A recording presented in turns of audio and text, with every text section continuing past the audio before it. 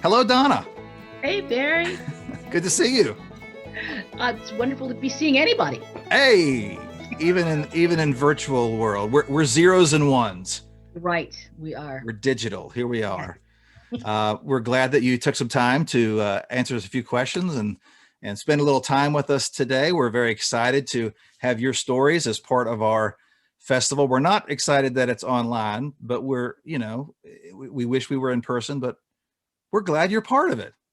Well, thank you for inviting me. I had so much fun the last time I came. I was just really honored to be asked again because, that's the real trick. Not that you get asked the first time, but that you get asked back. This is true. This is true. I won't list the one and dones that we've had in 20 years of our festival. We'll protect the innocent. Well, we can't be in person, although we're hopefully nearing the end of this or the beginning of the end of this pandemic. But it was right about we're recording this on March 18th. No, today's March 17th. St. Patrick's Happy Day. St. Patrick's Day. Thank you. I don't own any green. Yeah, maybe I have green socks on. But this is the week where it was 1 year ago that things shut down, and they declared a pandemic. And in Virginia, things shut down, and camp shut down. And your fans want to know. Tell us about your COVID year first. Well, the thing about being a gig performer, storytellers are gig performers, is we are, we don't have a lot of passive income. We don't make money in our sleep, right? If we're not actually doing it, there is no cash. So the day that the pandemic, the close down was announced, we watched over $50,000 just go poof. I mean, it was just like, how are we gonna? And my husband, whom I call the David, he's my business manager, and we were sitting at the kitchen table watching people just like getting all of the cancellations coming through our inbox. And I just looked at him and I said, what do we do? And he said, we changed the business model. So probably within 24 hours of COVID happening, I ordered video cameras and computer equipment and lights and all this stuff. And we started offering pre-recorded shows within a week. And it took about another week and a half or so for libraries to start, showing up going, we want this stuff, because even by that point, Zoom hadn't been a thing really. So I spent the first half of the pandemic pretty much not seeing audiences at all, but doing a lot of work. So I spent hours and hours and hours performing for video cameras and figuring out how to make that work. And then halfway through, people started going, we're comfortable enough with Zoom. Let's do live performances. So I have been working a lot. And what I have discovered is it is as exhausting, probably more, to perform for a camera than it is to perform for a live audience, because I have to imagine the audience if I'm performing for a camera. And even if they're all there with like 100 little boxes with everyone's heads doing this and this, it's really hard to focus on what you're doing if you watch them. And if you actually look at someone, you're not looking at anybody. You have to stare at the camera. So that was like the big thing. And we also, Sheila Arnold and I, she's another storyteller who I'm pretty sure you guys have had. She and I were at the last national festival that happened before the shutdown, the Women's Festival, which is happening this coming weekend. And we decided that we'd been reaching out to people, and we'd sort of reached into each other. So we started a not-for-profit organization. And the first thing that we started was the Storyteller Relief Fund, which gives short-term financial grants to storytellers who've come against a hard time. And we were doing that because we're like, who's helping us? Like, we don't, everyone is struggling. And that turned into Assist, Artists Standing Strong Together. And we created a not-for-profit organization that has been meeting every Monday throughout this pandemic. And it's doing best practices and keeping artists connected. And I get that to Sheila Arnold, because as I said, or we were talking before, I'm a total introvert and she's an extreme extrovert. We're the perfect group. I'm behind the scenes.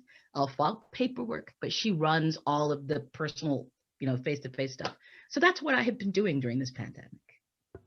I mean, you were on the leading edge of adaptability. I live with my business manager. That's good. It sounds like you make a good pair. That's impressive. And I hope obviously you're still performing. You're with us. You've got your curtain hasn't been repossessed in the background. So it must have worked. It did. Sort of. Well, I work more than I thought I would. And do you know what I miss though? I miss the travel. Because what I'm realizing is in the travel, I would have this quiet downtime and nobody could really reach me. You're not supposed to talk to people while they're driving. And I would be in airplanes or here or there, but it was like this time when my brain could just disconnect. My brain has not had time to do that because I'm upstairs. And when I go back downstairs, I still have to make dinner. I still have to clean the house. I still have to, and I'm editing a novel. And I got asked to be a Kennedy Center teaching artist. And there's still stuff happening everywhere. So the time I miss the most is when everything is calm and I'm just trying to get from place to place. 40,000 miles a year on my car. Wow. This year I put less than 100. Other tellers said the same thing, that while they have adapted, that they do miss the travel and they miss that time. Yeah. Because obviously because it's been such a part of your routine when you're on your way to a festival or a gig or whatever, you have that time to sort of, run through things and kind of become the performer. I know another part of the travel that you miss is sleeping in really terribly uncomfortable, tiny little beds in our retreat center with really paper thin walls and sharing a teeny tiny bathroom with someone you don't know. I know that that's something you really miss also. Do you remember anything else other than that about your time at Camp Bethel? Is there anything that comes to mind? Well, I was Andy Offit Irwin was there the first time I was there. And my brain is saying Tim Tingle, but it's not Tim Tingle. I was raised Catholic. Can you tell? Tim Lowry, maybe? Not Tim Lowry. It's not Tim at all. I was raised Catholic. Can you tell? I'm going to Catholic heaven because I've been through Catholic school. He's a comedian. My brain will give me his name in just a second. Yeah. Anyway, I adore him, but he chose to stay at a hotel. The rest of us were staying in the facilities. Right. Yeah. The retreat center. Yeah. I turn on music first thing in the morning if I'm traveling, because otherwise my body's like, where are we? What are we doing? I'm like, it doesn't matter. Dance. So I have to dance first thing in the morning. I wear onesies, like a grown-up onesie. And I came out for breakfast. They were like, and I warned all the dudes because it was just all these dudes and me. And I said, I will be wearing a onesie. I don't want to hear about it. I don't want to talk about it. I'm just telling you it's going to happen. So I came out of my onesie and Andy was like, I didn't think it was going to look like that. Oh, man. Oh, goodness. I'm glad he was nice about it. They know I will eat them alive if they're not nice. So come on. Okay. We may or may not have it at our Sounds of the Mountains Festival the next time you come, but if you mention it now, we might have it. So festival food. What is something that you think that we should have the next time you're live in person here at Camp Bethel? Well, a thing that will definitely have to be different is I had to go gluten-free. I found out about 5 years ago that my body doesn't like it. And the only reason I found out is I did an elimination diet to kind of help with some of I have knee issues and joint issues. And it turns out that eliminating gluten from my diet was the best thing I could do.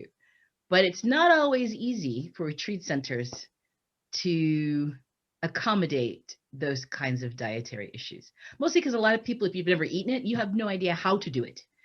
And gluten is in so many things. So I've started carrying my own food with me for the most part, because it's just easier than me trying to convince someone else not to poison me. So if I was going to ask for anything, it'd be could there be like at least one gluten-free option at every meal, just so that I would actually be able to eat something that's there? We got you. We got your back. We got it covered. You gotta go. All We right. got it. We got it covered. And Okay. actually, we've heard from some of our festival attendees wanting gluten free, because there's always like baked goods and desserts and things for Mhm. sale, and that we always try to make sure that there's at least one table that has gluten free options there too. So, but we got you covered. Next time you come, we're gonna treat you. We're gonna treat you right. Hey, as long as it's not fruit, like there's pies, there's cookies, and there's fruit. That's wrong. Yeah, that is right. You're like, they get the pound cake, I get the banana. Come on, right? Not fair. Hopefully Camp Bethel doesn't make your list when I ask this next question, but we're talking about what maybe worst venues you've ever had to perform in, or most, or just, now looking back on it through the lens of objectivity and time, a comical experience that you've had, and a really, not implicating anybody. Like, we're not going to name, like, the grand tent at the National Storytelling Festival or anything like that. But like, we'd love to, do you have any example you can share with us? All right. So I've been a professional storyteller for 33 years. Okay, this is the only job I've ever had as an adult. So I graduated from university, and since then I've been a storyteller, which means that when I first started, you can't, you don't like walk out of university and like, I'm on my way to Jonesboro. It doesn't work that way. At least it didn't work that way for me. So I spent a number of years doing interesting gigs just to like make rent. And probably the worst one, I got asked to do like a fair type of thing. I don't do random outdoor fairs, but it was like a street fair type of thing. And I had seen some of the bigger stages there, and I was like, oh, I guess I'll just be in one of those. And I show up. No, because storytelling is just for little children. So I was in the petting zoo. And there I was between the donkeys and the bunny rabbits. And there was some other thing over there. And the donkeys were like, yeah, yeah. And I was trying to tell stories. It was it was just as funky as it could be. It smelled terrible in there. So yeah, so that's probably the worst venue I've ever done, at a petting zoo thing at a street fair. Did the llama spit on you? Yeah, don't llamas spit? Is that what They do? Oh my gosh, it was crazy. Oh goodness, yeah, that's just wrong. Okay, that's just wrong. All right. Well, they thought I was going to bring my little book and sit in there and turn pages. Like, didn't occur to them I'd actually tell stories. Yeah. Well, I think that tops them all. That tops Bill Lepp's pancake buffet line, where he was telling a story in the pancake buffet line as people are getting their pancakes. He's standing on a milk crate. Yeah. So, so make sure you watch the interviews and hear what everybody else's answer is. It's been really interesting and fun. Really appreciate you taking the time to do this. We had to reschedule, and I really thank you for doing that. You accommodated my last minute change. So thank you very much for that. Climbing those stairs, it takes a minute. Yeah, right. Upstairs. Yeah, that's right. Well, it sounds like, you said you're busier than ever. So, Hey, this is my first day off in like almost a month. Wow. And so I was like, you want 15 minutes? You can have 15 minutes today. Okay. Well, that's great. We started our interview talking about the year in COVID and how the year, we talk about, okay, we've asked all the performers, how's your year been? And the focus is always on how COVID has affected things. Mm-hmm. And certainly, and Kevin Kling brought up, because he lives in Minneapolis, and right now they're in jury selection for the trial against the police officer who killed George Floyd, and the tensions and all the things and the division that has gone on, but the voices that have risen up, and the need for discussion and the need to talk about it. And we talked about this before we started the interview. So anybody watching this, I'm not blindsiding Donna with race questions. I just want you to know that we did get prior approval, but you have a voice, and you use your voice, and your story that's featured on our festival. Everybody, please watch Through Their Own Eyes. It's powerful. It's wonderful. It's beautiful. Talk to me about your year from that perspective? Well, I think that for myself, definitely, this was a really hard year in that response. Not because these things happen, though it's hard that these things happen. What was hard for me was to watch a portion of the population say that my life didn't matter.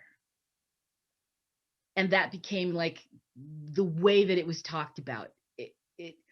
The not understanding that if you say those Black Lives Matter people, you're actually talking about me and my son and my brothers and my sisters and my aunts and uncles and cousins and my neighbors.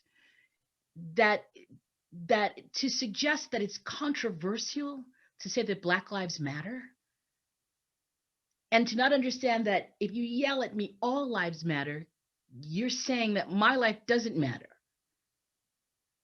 Until my life does, all lives can't.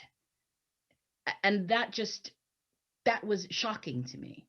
I was also really surprised by the number of people who were suggesting that they were saying only Black Lives Matter. And so what it really did for me, that when I realized how bad it was in my body, was this year in February. Normally in February, I do a whole series of blog posts about Black engineers and teachers and educators and inventors. And every day I have 28 posts, and I do them every February. And this year I thought, you know what? Because we are dealing with this as a nation really out loud for the first time, because this is not something we're supposed to talk about. What did Mitt Romney say? Back rooms. This is something we talk about in quiet. Because we don't have a national conversation about this,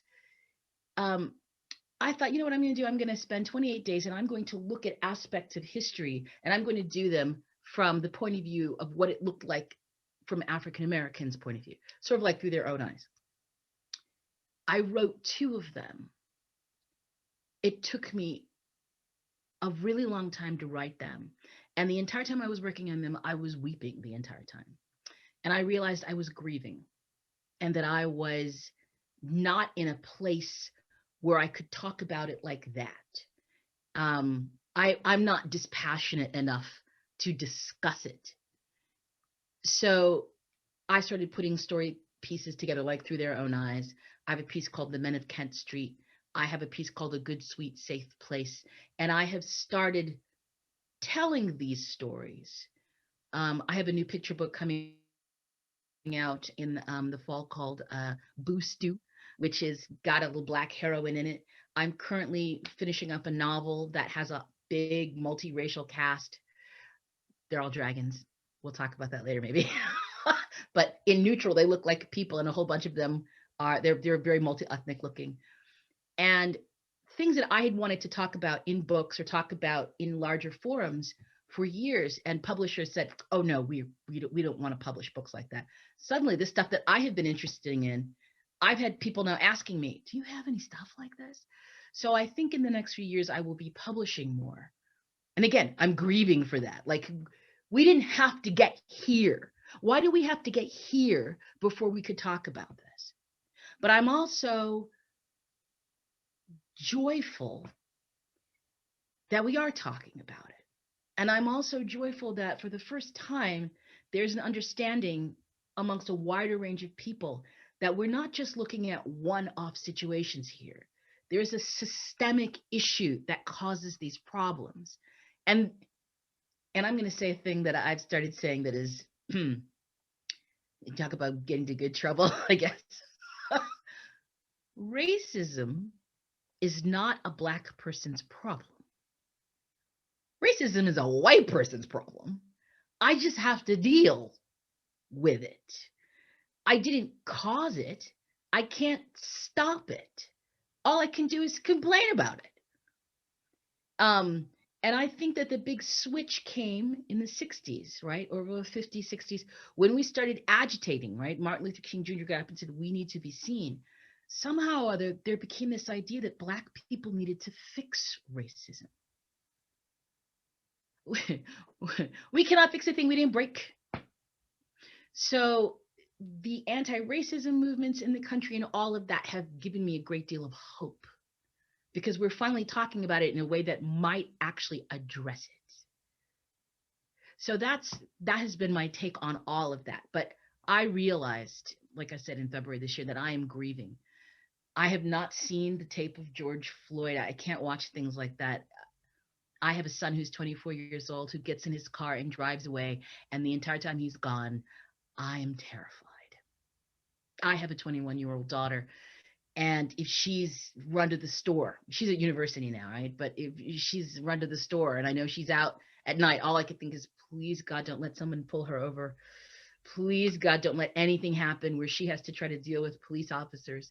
And there's so many good police officers. I don't want anyone to think I'm saying police officers are terrible. You just need to run into a crazy one. And then they'll be like, I'm pretty sure he was going to pull a gun. And if anybody was going to have candy and soda in his pocket and then get shot for it, it would be my son. So my perspective on this is from the point of view of I can't do anything about it except talk about it. Well, it's the beginning of a continuing conversation that needs to happen. Yeah. Are you hopeful? Are you hopeful? I am. This last election has made me way more hopeful, but it also turned over some crazy rocks, like Ron Johnson, who I forget where I think he's a senator. He might be a House member. I should know that, but he's not mine. But he was just like, he was on Fox News, which I also don't watch very often, but this thing he said was so crazy. He said he wasn't worried in January 6th when they stormed the Capitol because they were good people. They were law-abiding people. They loved their country. But if it had been the Black Lives Matters people, well, he would have been scared. Yeah. Yeah. I was like, what? Yeah.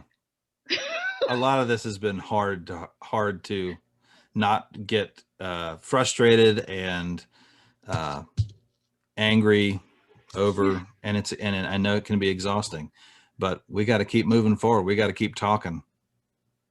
Yes. And as a storyteller, you get an unbroken time to be able to share with our audience here at Sounds of the Mountains. And I know that everyone's going to enjoy, and probably for the 2 months that we make these videos available online, you're probably going to be a resource page for a lot of study groups and committees within our church and within our community here in our district of church and in our community here in our little corner of Virginia. So, well, I have done more. I have several that I do that are really about, race relations. I've done more of those in the last year than I have done in the last 15. So yeah, I believe we're having a conversation. It's a conversation we need to be having. Yeah. Well, thank you for moving us to think a little bit more deeply and to have a different perspective. And thank you for your time and for putting up with me for these past 25, 30 minutes. You're a dear. Putting up with you is not an issue. We really appreciate you. We promise to have gluten-free options when you return. And we're excited to watch your stories.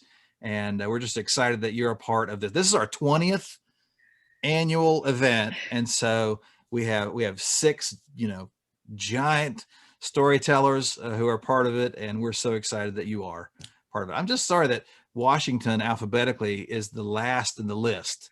So in all of our lists and all our website, Washington's always at the end. So, oh well. You know what? Story of my life in the back of the class. Maybe I should do it alphabetical by first name. That's what we should do. We'll just call it Donna right up there. Yeah. Right after Dolores, DOL. Oh, okay, fair enough. Yeah. Donna, thank you so much, and good luck with everything that's coming. I hope you get some time down and a chance to not work for a day or two.